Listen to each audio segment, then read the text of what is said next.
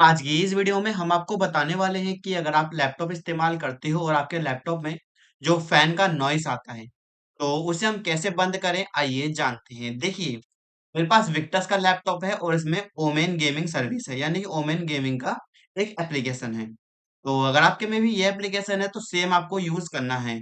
और यहाँ पे आप अलग से, यानी कि लैपटॉप की सेटिंग में जाके, लैपटॉप में एक पर्टिकुलर सेटिंग होता है, जैसे कि फोन में सेटिंग होता है, उस सेटिंग में जाके फैन को ऑन ऑफ नहीं कर सकते हो।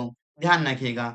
जो लैपटॉप में एक पर्टिकुलर गेमिंग के लिए एप्लीकेशन होता है, वो आपको ओपन करना पड़ेगा। इसके बाद आपको यहाँ, अगर आपका सेम है, तो आपको विक्टस लैपटॉप मिलेगा। यहाँ पे विक्टस का है तो विक्टस मिलेगा। ओमेन गेमिंग है तो ओमेन गेमिंग यहाँ पे आपको मिल जाएगा। परफॉर्मेंस कंट्रोल पे आना है, आपको यहाँ मिल जाएगा क्वाइट। देखिए, आपका डिफॉल्ट होगा। अगर यहाँ पे मैं इसे मैक्सिमम कर दूं, तो मेरा जो लैपटॉप है उसका फैन फुल स्पीड में काम करेगा। मैं यहाँ पे डिफॉल्ट कर देता हूँ।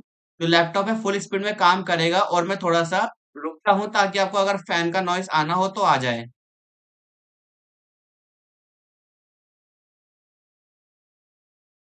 तो शायद आपको फैन का नॉइस आ गया होगा।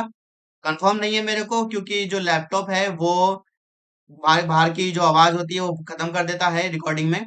शायद आपको फैन का नॉइस आ गया होगा। ऐसा फैन के नॉइस को यहाँ पे एडजस्ट कर सकते हैं। शायद आप समझ गए होंगे। अगर आपको वीडियो पसंद आई है, वीडियो को लाइक करें, चैनल को सब्सक्राइब करें। मिलते हैं किसी नई वीडियो में।